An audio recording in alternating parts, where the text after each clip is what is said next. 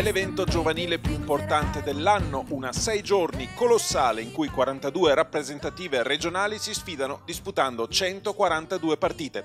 È il trofeo delle regioni Kinderiadi, evento organizzato dal Comitato Regionale Veneto nel bacino termale di Abano e Montegrotto, con finale l'8 luglio a Padova. La presentazione ufficiale si è tenuta domenica scorsa a Montegrotto Terme, dove assieme alla conferenza stampa si è svolta la festa delle premiazioni del Comitato Regionale Veneto. Per valorizzare ulteriormente questa manifestazione e soprattutto per far vedere alle società che cos'è il trofeo delle regioni, e quindi è stato un ulteriore momento veramente di simbiosi fra le società e il Comitato regionale, e quindi la manifestazione del trofeo delle regioni. Le strutture di Abano e Montegrotto garantiranno grande comfort agli ospiti delle Kinderiadi ed offriranno numerose opportunità legate al benessere. Stiamo parlando comunque del più grande polo termale d'Europa. Siamo più di 100 alberghi, 3 milioni di presenze l'anno, ancora attestano, nonostante i periodi che nessuno si nasconde, di difficoltà, però effettivamente il riferimento termale, le vere terme mi piacerebbe poter dire,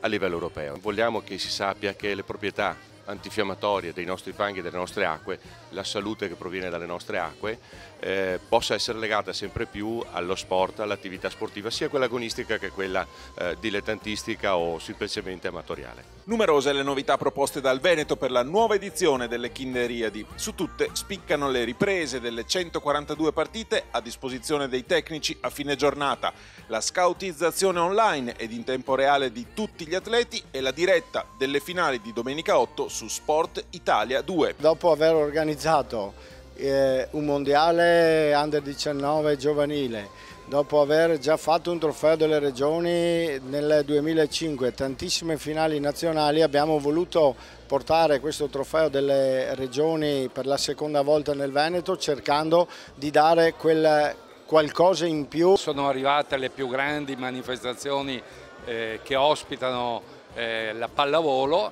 e credo questo va a merito proprio dei nostri dirigenti, dei tecnici e delle società sportive che hanno fatto crescere il volley non solo nella nostra regione ma in tutta Italia a livello mai mondiale. Molte saranno le emozioni ed i ricordi che i protagonisti del trofeo delle regioni porteranno con loro per tutta la vita, e molte sono state quelle delle atlete del brunopremi.com Bassano e degli atleti della Sisley, vincitori rispettivamente quest'anno dello scudetto di Under 16 femminile ed Under 14 maschile.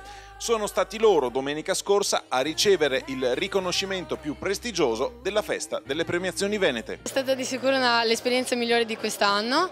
Eravamo a Pesaro, vero? A Pesaro. E le partite più belle sono state quelle finali, quindi la semifinale, dove abbiamo vinto 3-1 contro il San Donà, e la finale contro la Foppa Pedretti. Abbiamo giocato in Puglia e sono state belle emozioni, che all'inizio siamo partiti molto male e alla fine però siamo riusciti a riprenderci, quindi e la finale è stata un'emozione molto forte, la prima volta che giocavo una finale nazionale, quindi l'emozione era alta.